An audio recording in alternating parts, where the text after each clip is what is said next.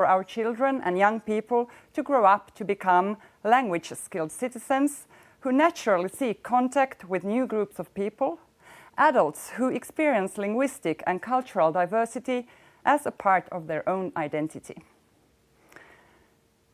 Vaikka kielikylpy on laajalti tunnustettu hyvä pedagoginen menetelmä antamaan lapsille vahva kaksikielisyyden tunne, suomenkielisille lapsille ruotsinkielistä kielikylpyopetusta tarjoavien kuntien määrä on pitkään pysynyt muuttumattomana. Tämä oivallus oli yksi tämän raportin laatimisen lähtökohta ja peruste yhteistyöllemme HundrEDin kanssa. Halusimme saada enemmän tietoa muissa maissa käytetyistä onnistuneista pedagogisista menetelmistä lasten ja nuorten kouluttamiseksi kaksi- ja monikielisiksi. Toinen haaste oli Suomessa vähemmistökieli ruotsiin integroituneiden maahanmuuttajataustaisten henkilöiden suhteellisen alhainen määrä. Monilla ruotsinkielisillä kouluilla on näin ollen vain vähän kokemusta työskentelystä sellaisten lasten ja nuorten kanssa, joiden äidinkieli on vieraskieli, ja koulut tarvitsevat enemmän tukea työhönsä. Muiden maiden käytännöistä voidaan oppia paljon siitä, miten kaikkia lasten puhumia kieliä voidaan arvostaa ja vahvistaa paremmin monikulttuurisissa kouluissa. Kolmas suuntaus, johon halusimme kiinnittää huomiota, on nuorten keskuudessa laskeva kiinnostus opiskella vieraita kieliä. Tämä ei koske vain suomenruotsalaisia kouluja, vaan koko Suomea ja monia muita maita. Siksi mielestämme on tärkeää, että tässä raportissa tuodaan esiin hauskoja, luovia ja viestinnällisiä menetelmiä uuden kielen oppimiseksi. I Spotlight-rapporten presenteras alltså en brokig samling pedagogiska innovationer för språkinlärning som alla kan implementeras i vilken kontext som helst.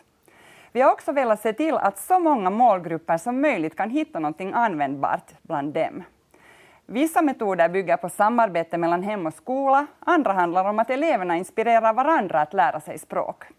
Här finns också exempel på både digitala verktyg och metoder som inte kräver någon teknologi alls. Det är bara att välja och vraka.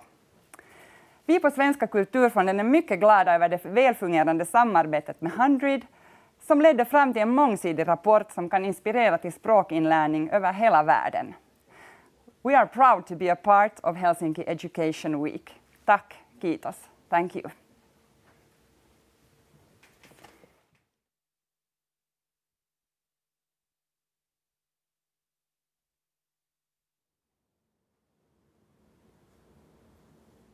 Tack så mycket, Katarina. I'm trying to practice my Swedish too. It was great to hear more about the inspiring work that you do to promote bilingualism in Finland. I now have the pleasure of introducing the selected innovators for the spotlight. As mentioned, we have 4 innovators who will present live today and share more about their work. I'd also like to give a shout out to the other selected innovations that can be found in the report.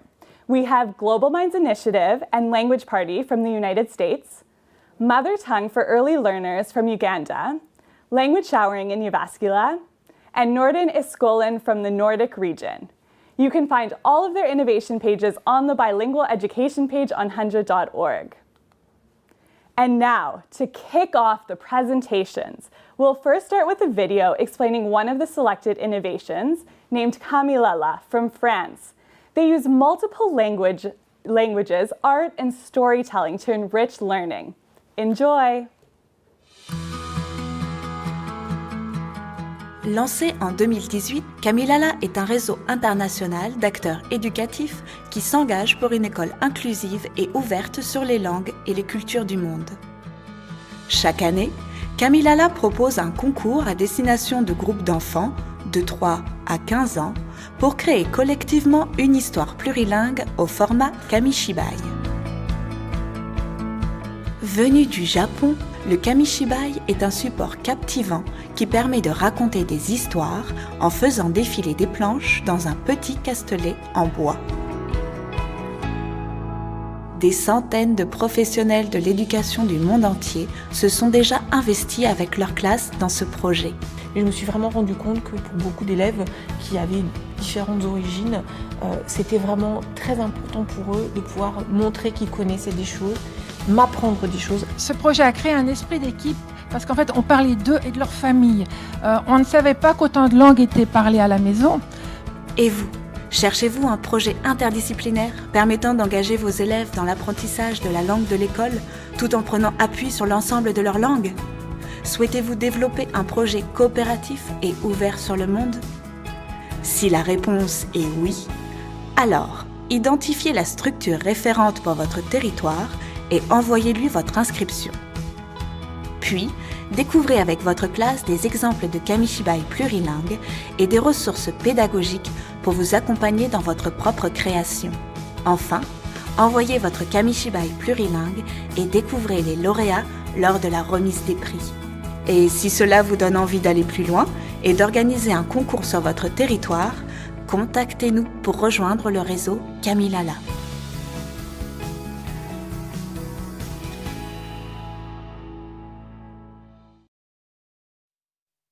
Hope you enjoyed that video showcasing a little bit more about Kamilala. I also loved hearing French, such a beautiful language. Kamilala really beautifully integrates language, storytelling, creativity, and art by creating an environment that welcomes and appreciates languages. Similarly to another innovation, Language Ambassadors, that uses role models to promote bilingualism. I would like to welcome Jan, project leader presenting the Language Ambassadors from Finland.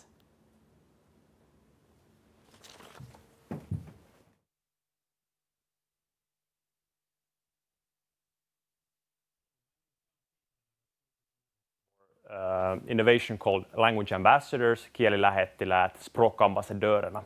And today I'm going to do something different. I'm going to do a Pecha Kucha presentation. It means that I have 20 seconds for each slide. It's 20 slides, 20 seconds. And this method is forcing me to be quick, focused, and exact. And I can't do anything to stop this presentation. So, if you think about languages, and if you think about language learnings, one of the essential key elements is why to learn a language, why, and why should I use hundreds of hours of my time, humiliate myself by doing a lot of mistakes, and what kind of benefit would I get at the end? We all know that languages gives up opportunities, possibilities when it comes to work, studies, or relationships. For instance, in Finland, Swedish language opens up a lot of different opportunities. I know it myself. But it is very difficult in order to know how to do this. How to learn language so that I could one day, for instance, start studying in Swedish. Or how am I able, or how can I believe in myself that one day I'm going to be there and learn a language? That's why we have introduced a simple but very functional solution. It's called Language Ambassadors. So our Language Ambassadors basically visit a school and they tell their story. They tell the pupils that how did I learn the language and what kind of opportunities, what kind of surprises the language gave to me. And the goal is, of course, to give the pupils the idea that yes, I can too. I can learn this language. I have a role model now. I can do this. And the way we do it is really, really simple. We hire these language ambassadors that has a real cool story. Like it's called motivation by stories. We all know that stories really, really motivate people and they engage, inspire, and spark and ignite the people and they're willing to learn something. And this method we use is really, really simple. We have all around us possible ambassadors. Ambassador could be a student, he could be working, or she could be already retired. It doesn't really matter. The most important thing, the ambassador has a real inspiring story and they're willing to go to schools. So this is how we do this, and this is how we work. Teachers go to a website and they order ambassador to visit their schools. And this teacher usually gives us a lot of opportunities or different options. And then we have ambassadors, and I contact these ambassadors and ask what time would suit them. And this school has made an order of an ambassador. So I'm in touch with the ambassador, and then I coordinate the time. And all this coordination is, by the way, done in Swedish, despite everybody being Finnish-speaking Finns. So it helps when the coordination language is in Swedish. It helps when the visit happens. It helps that the language already used between ambassador and teacher is already in Swedish. But the idea is that I disappear as fast as possible. So it is not ideal that I would be between the ambassador and teacher. No, I'm gonna wait, withdraw, and then the ambassador and the teacher, with the help of a handbook that we have made, are able to plan and execute the visit. And this handbook, by the way, was made entirely based on the feedback we gained during the first pilots before launching 2019.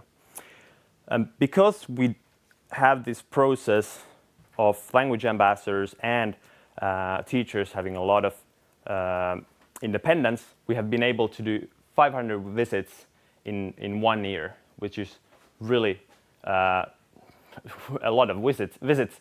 We have done it in 180 schools in Finland, and since this guy came along, COVID-19, of course, has made a lot of rearrangements. It has affected the school's ability to take or access to schools has been very, very difficult.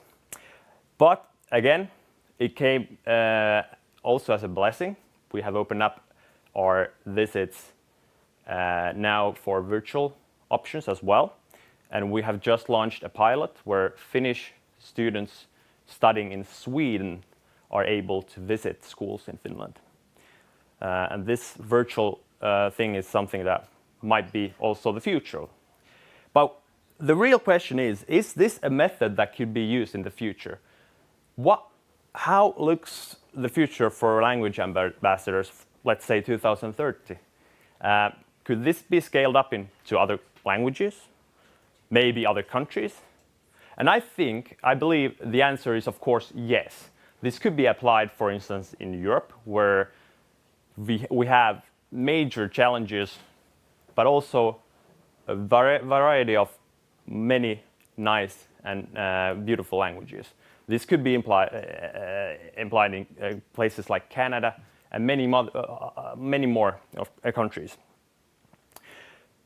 And the idea is to be sure that the next generation that comes are able to know better what kind of uses they might have for foreign languages, but also that they know how to learn a language. And we have ambassadors to show them a way. Thank you so much. Tack. Kiitos.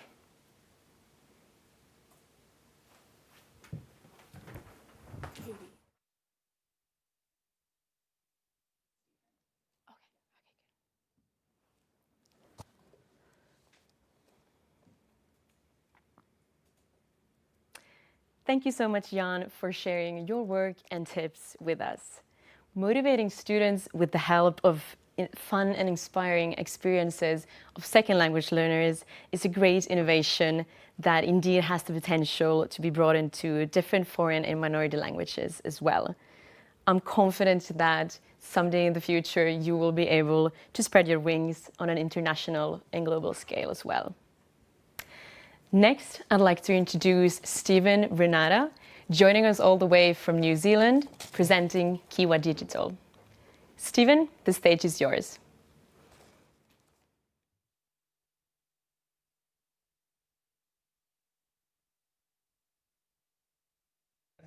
Hello, hey everybody.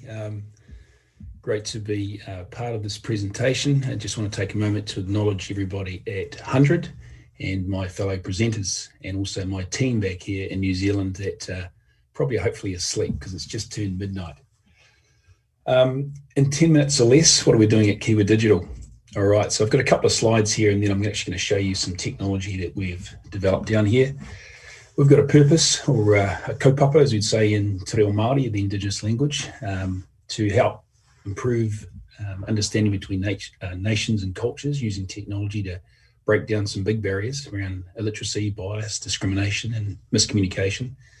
And then if you're trying to measure yourself quantitatively, see if we can get ourselves into the top 100 of what they call the global language services industry. More on that later. Who are we as an organisation? Well, there's sort of 10 of us working feverishly down here in Auckland, New Zealand, with a number of contractors.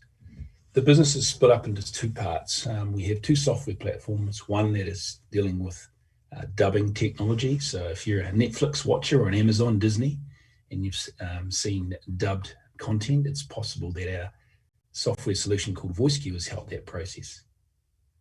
From the digital publishing side, which is what we're going to touch on tonight, we've got a number of clients, particularly the government, Ministry of Education, and also lots of corporates, trade publishers and so forth. And so all of that keeps us pretty busy.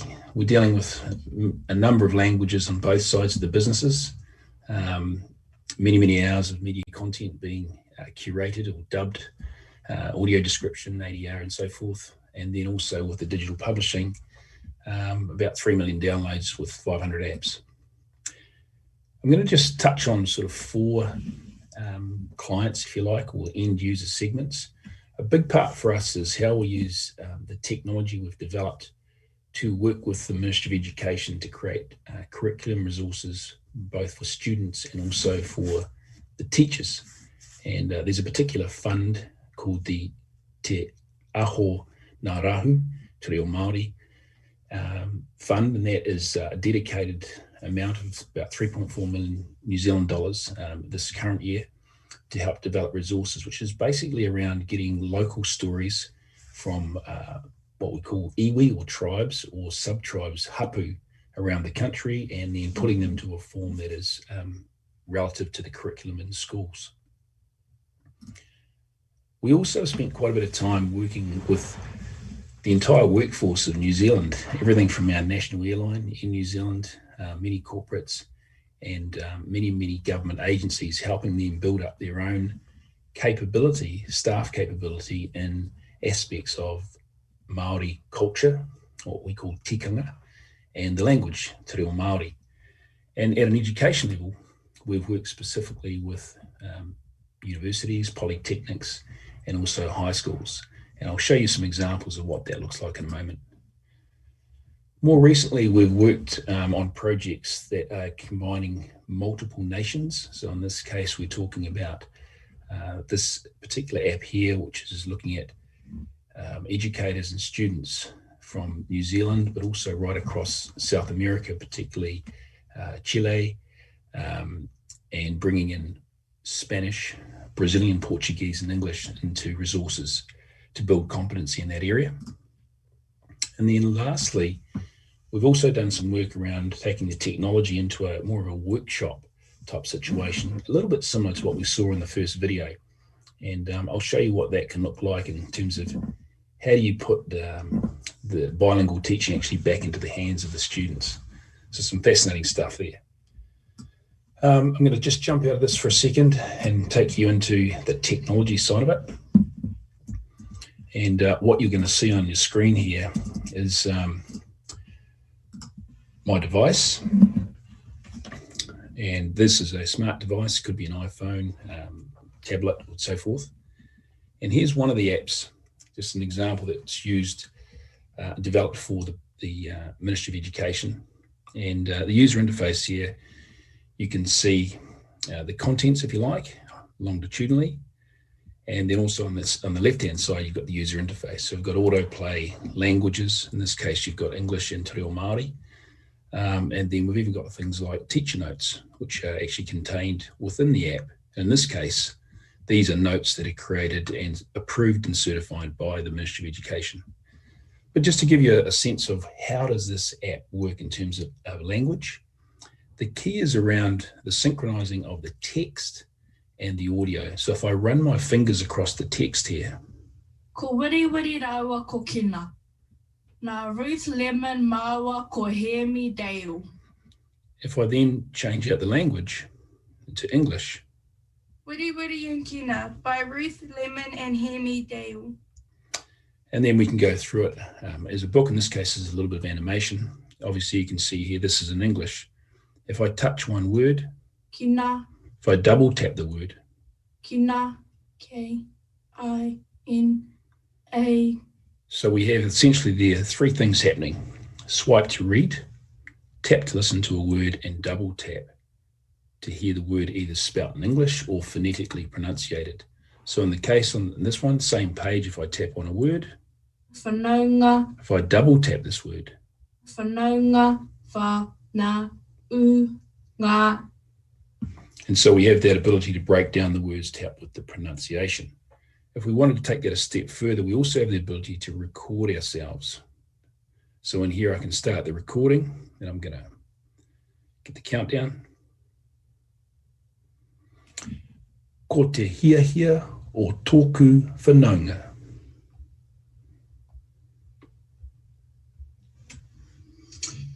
Ko te hiahia o tōku whanaunga. And so very quickly, you're able to use the functionality to both read, listen to the audio to pick up the nuances that are related there, and then actually test yourself out.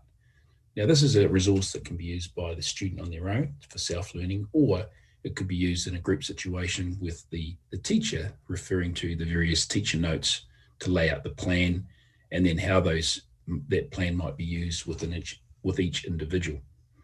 So that's just one example there. A second example is where we've actually tried to build a resource specifically for the teachers. And again, this is focusing on te reo Māori, but it could be any language. Again, a similar sort of setup here in terms of the contents, and very similar in terms of the user interface. In this case, what we've done is we've created languages based on gender. So we have a wahine or female voice, and we have a tāne or male voice. Going back to the start of this, it's particularly built for high school teachers. And again, I'm going to swipe the text. Te pātaka, Māori Cultural Kit.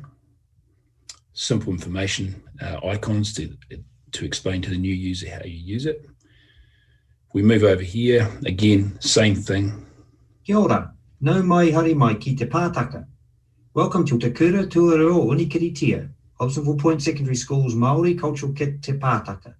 If I touch the screen anywhere where there's no text, it turns it off, and now I'm back to a manual. Just to give you a sense of, so what happens when you hear the female voice on the same page?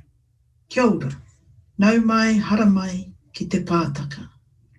Welcome to Te Kura Tuarua o Onikiritia, Hobsonville Point Secondary. Now in this case, there's lots of content here that takes people through everything from history to protocol and basic pronunciation and so forth.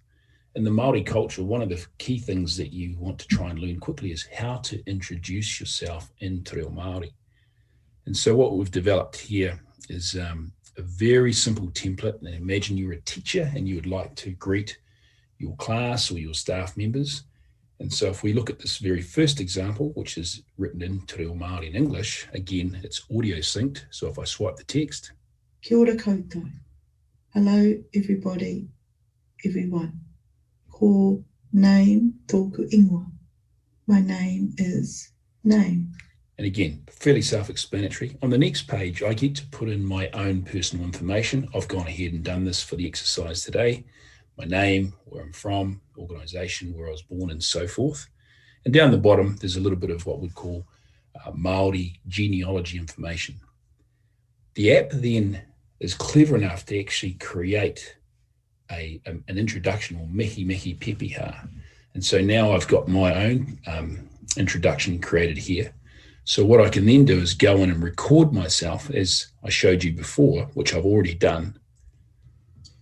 Kia ora tātou, Ko Stephen Renata, tōku ingoa, no Milton aho, kei Kiwa aho e mahi ana, tēnā koutou katoa.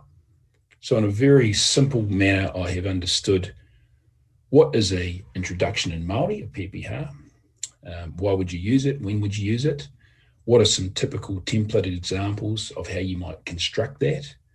I've then put in my own personal details here. The app has then inserted that so it's grammatically correct, and I get a chance to, one, see it written, but then have a go at recording myself.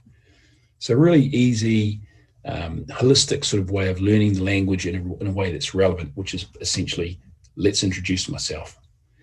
So that's an example of what we've done with teachers. The third example is where we've worked with students across 3 languages, so Brazilian, Portuguese, Spanish and English. And this was essentially a series of stories written by the students. And again, the user interface on the left-hand side, here you can see it's English into the translated language, whichever one that might be. And again, you've got to record yourself and so forth.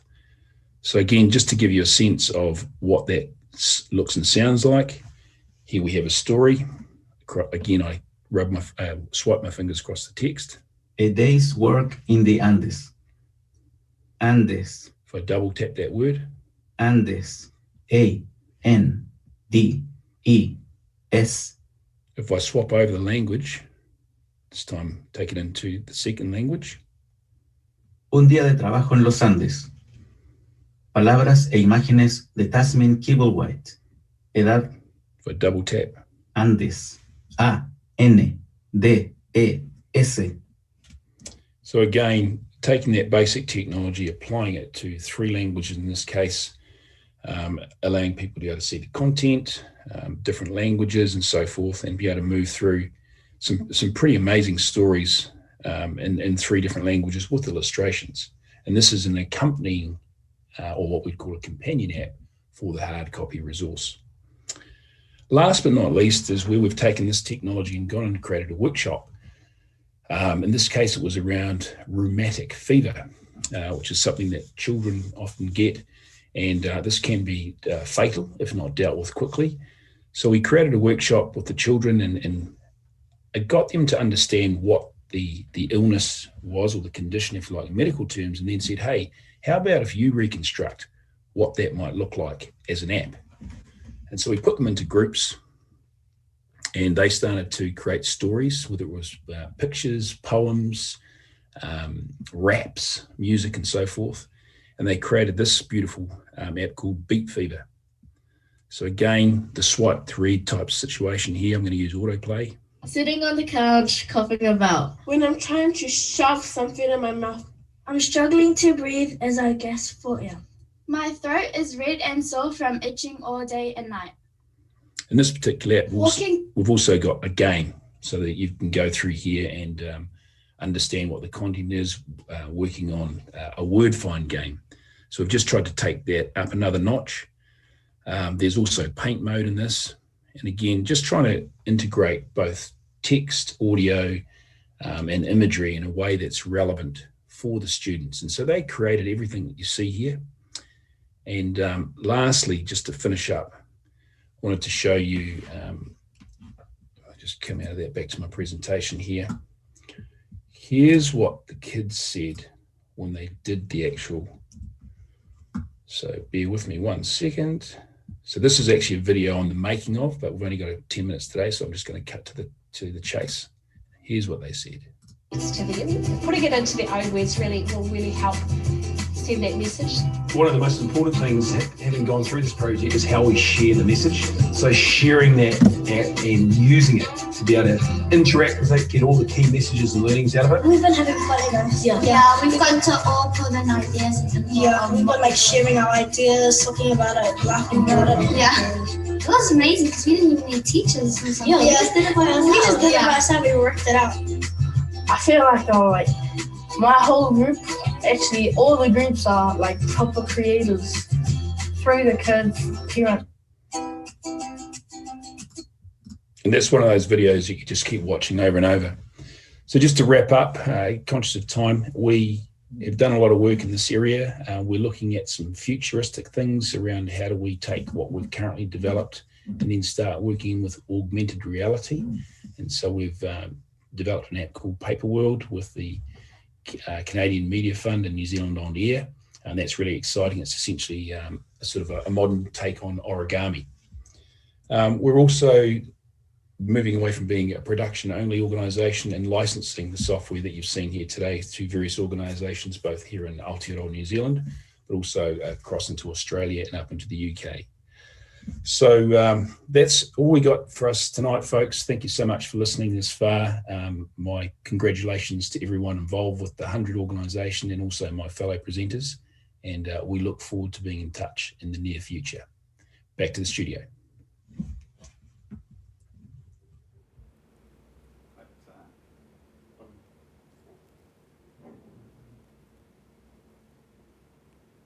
Thank you so much, Stephen, for that presentation on Kiwa Digital. It's so interesting to see how digital devices can be used for language learning and how we can really create personalized learning experiences through that. I think it's really useful, especially if you have a larger class.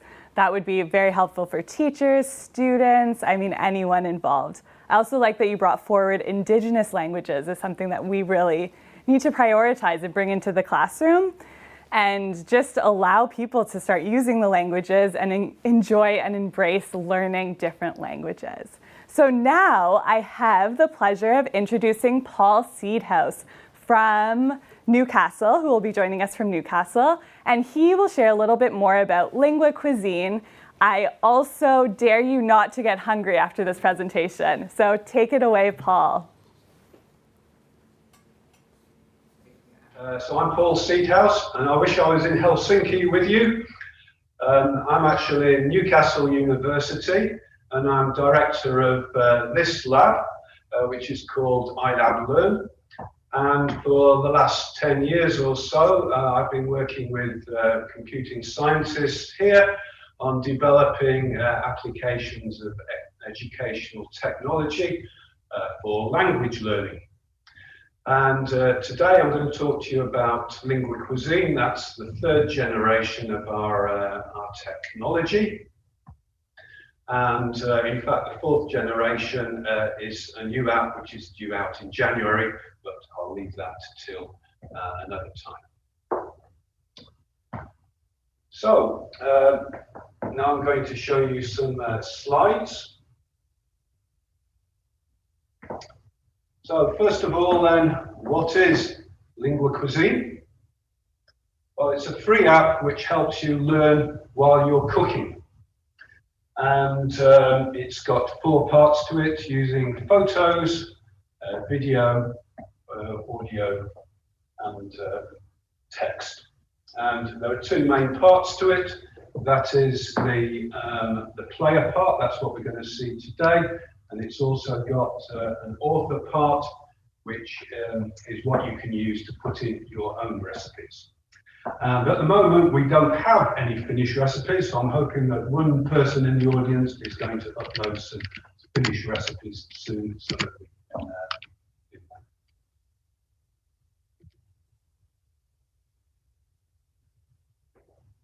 that.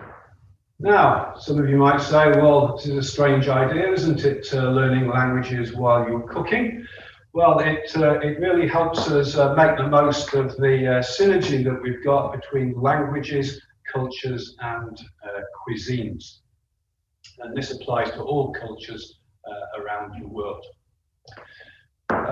So when we started planning the app, we decided to start on the basis of what are young people interested in at the moment. And we came up with a list.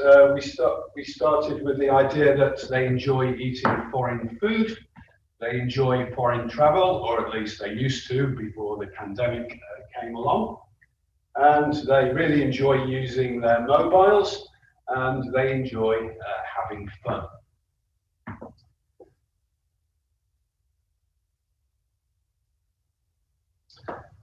Now, we've been asked to say what our main findings are. So over the last 10 years, one of the most important things that I found out was that you learn the words of the language better when you're using all 5 senses, which you can do while you're cooking in the kitchen.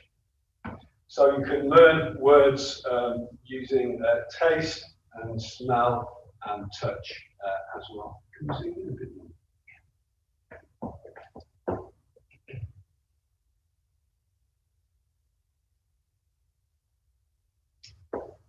Now, what's the evidence for that? Well, about 7 years ago, I travelled to Helsinki, where my colleagues Sala Kohila and Larry Potilainen had set up a Finnish digital kitchen as part of the second generation project.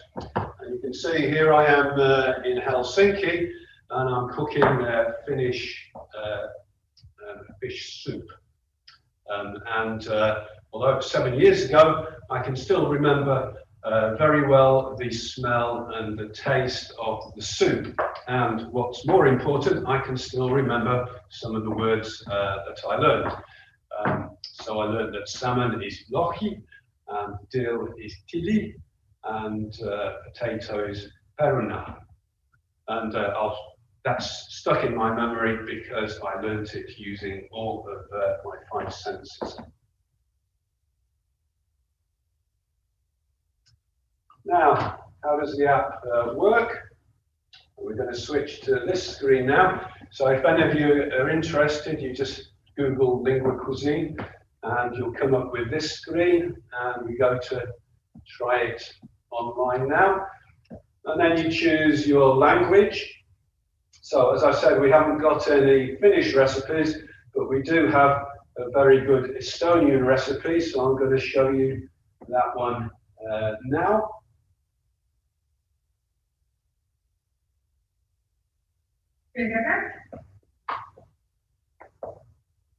Oops.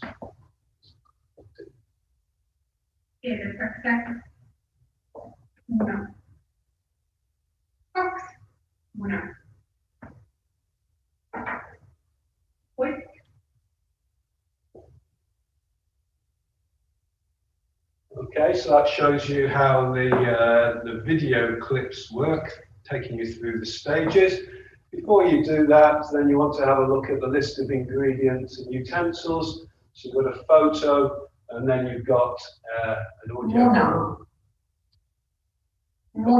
You've got an audio file that goes with it. Okay. So coming back to the PowerPoint then. Also been asked to give practical tips for teachers. So I've got 2 of those. The first one is work with colleagues from your institution in terms of food science and food technology. We've been doing this here, going into schools and getting the children to use the app cooking in the food science or food technology labs. So that works very well. Now, one question I get asked is, well, what's the best recipe for language learning? And the answer is pancakes. Pancakes are best. So why are pancakes best in any language? Well, first of all, you can get, if you've got a group of children coming in, then in an hour you can get all of them to cook a pancake and eat it. Secondly, the vast majority of people like pancakes. We also did this with a group of refugees here. What you see here is a pancake race that we have in the UK. You race each other while tossing your pancake. And none of these refugees from Africa or the Middle East had ever eaten pancakes before, but they cook them and they love them. Another reason they're best is that everybody can decide what they're going to add to their pancake, sugar or fruit or whatever.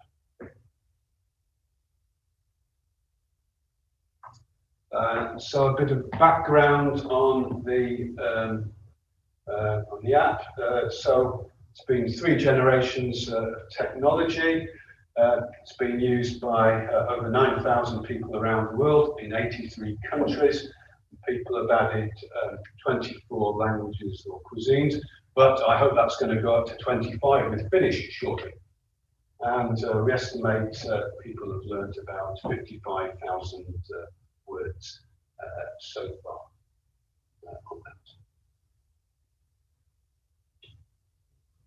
Okay, and the way in which Linguacuisine works then shows you the photos and ingredients. It speaks to you in the foreign language using video, and if you can't understand, you can get help from video, photo, audio, and text. And it's designed so that you work in pairs and you speak to each other in the foreign language as you're doing the task. And as I said, we've got an authoring app, so you make your own video of yourself cooking at home. You do the audio, text, and so on, and then you upload it to the system. It's very easy to do, and then everybody else around the world can watch, and they can learn your language and your recipe. Okay, so if you're interested in Linguacuisine and want to know more, well, we're doing a workshop that's tomorrow morning as part of the HundrED Innovation Summit on the community strand. So I hope you'll be able to join us for that. And I also hope that you'll be able to upload some Finnish recipes. I particularly like Finnish fish soup. Great, thanks very much, and back to the studio.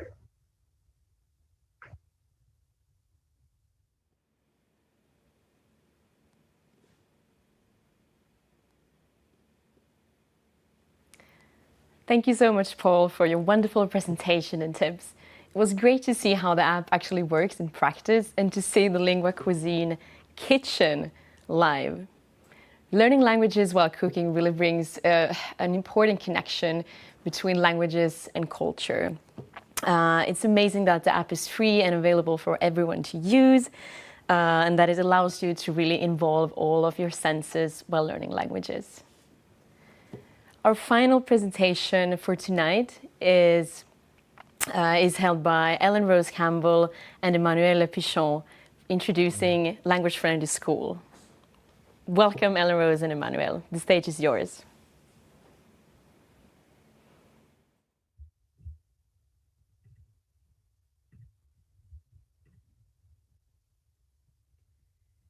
Ellen Rose, you need to unmute.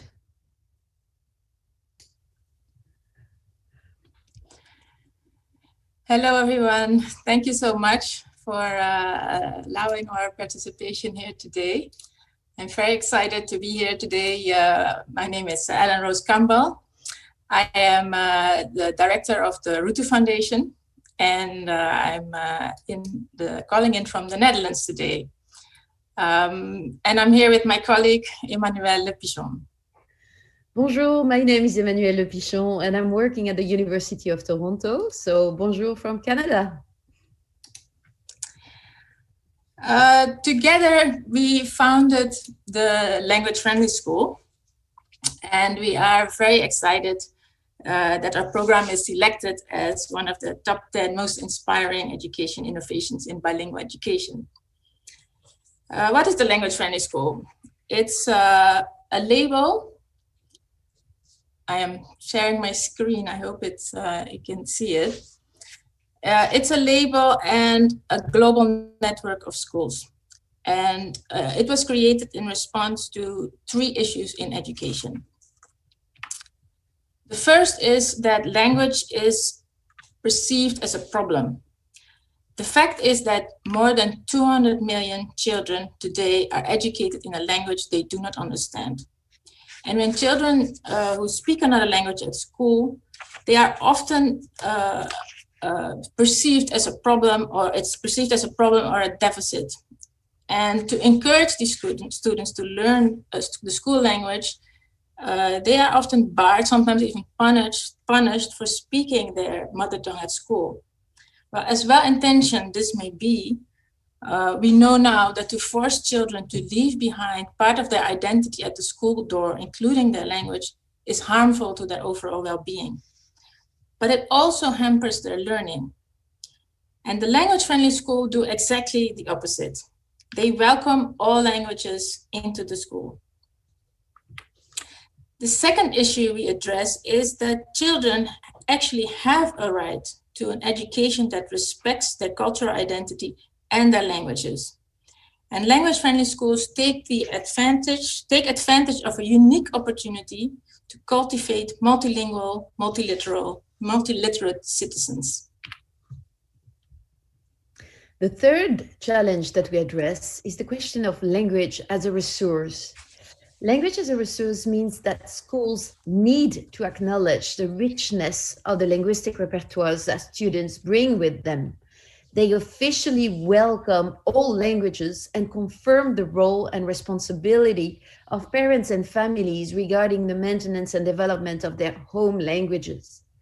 And this needs to go hand in hand with the development of a real language-friendly pedagogy, reflected in all activities of the day. This way, students feel safe, students learn better, and they are more invested in learning. The language-friendly school is a homeschool approach. It is a network where schools, teachers, parents, and students work together and exchange ideas on making languages not just welcome, but as an integral part of the learning process. We asked the principal of one of our first language-friendly schools in Canada to say a few words.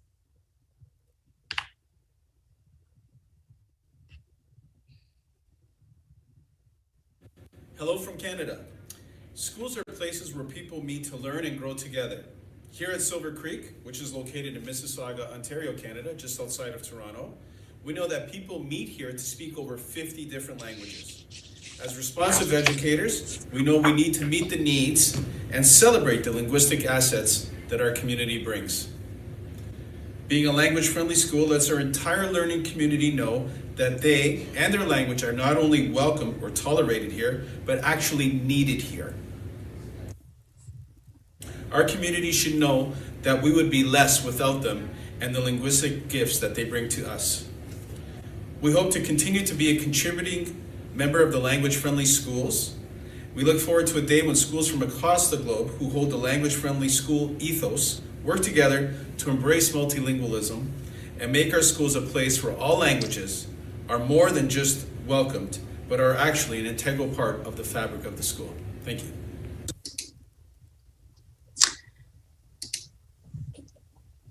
All schools are different. And so we do not provide a blueprint of what they must do. Instead, what we do is we support schools to develop their own language-friendly school plan.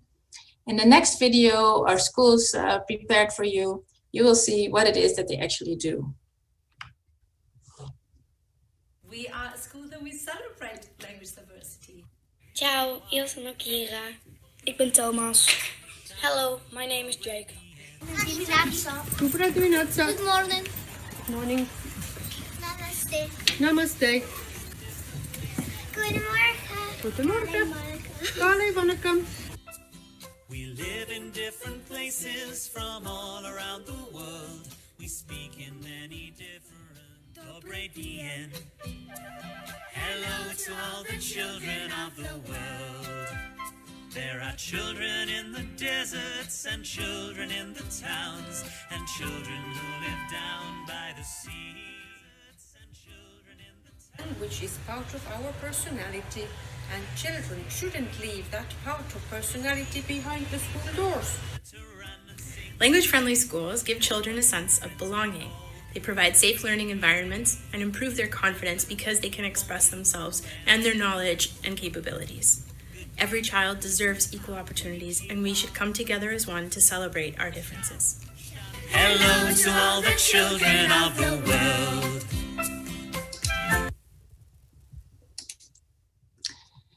Well, that's it. And we really want to ask all schools to join our language-friendly school label.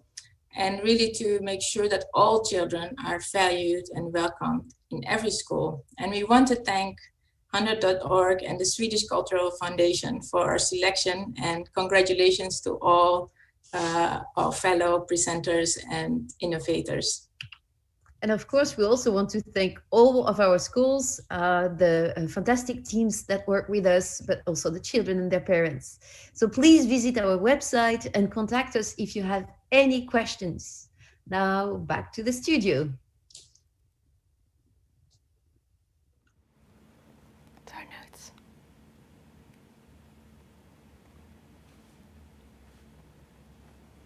Thank you so much, Ellen Rose and Emmanuel, for such a great information and sharing so much about the language-friendly school. I loved hearing from the kids, so cute, and hearing all the languages that you see every single day. And it's really true that language-friendly schools are truly a keystone of a holistic learning environment. I'd like to also thank all the innovators who shared tips and tricks on how to increase interest in language learning in the classroom and in schools. There were a variety of interesting ways, whether it be through the idea of second language learners serving as role models, bringing cultures and languages to life with the help of digital tools and technology, engaging in cooking lessons to bring authenticity in the classroom, or welcoming all languages in the community. The ideas and concepts shared today align with some of the key takeaways from the report. But first and foremost, our rationale is, of course, that bilingual education truly matters.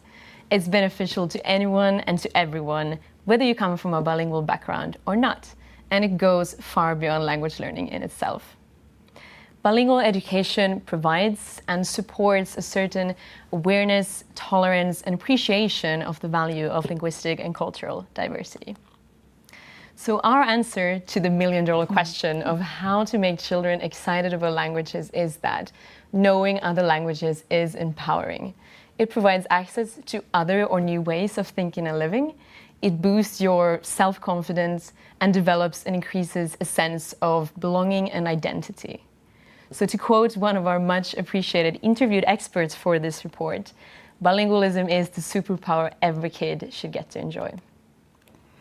So we have 5 major takeaways that we want to conclude this session with. These are our recommendations that will help enable the successful implementation of our selected innovations. So the first is to enact radical inclusion by normalizing bilingualism in schools. Today we have heard from 4 great innovations that in one way or another do exactly this.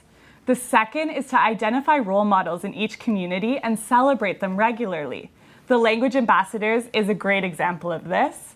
The third is bilingual education innovations work best when the educational leaders are both able and strongly committed to participate in their implementation. The fourth is the responsibility of language learning does not stay within the confines of a school, but rather involves the whole entire community. We saw this in language-friendly schools that really embodies these ideas perfectly, and not only involves the school community, but also the parents and the community as a whole. And the fifth and final one is ask what educators actually need and provide it to them. So Kiwa Digital and Linguacuisine provide educators with interactive and interdisciplinary tools for the educators to play around with in their bilingual teaching environments.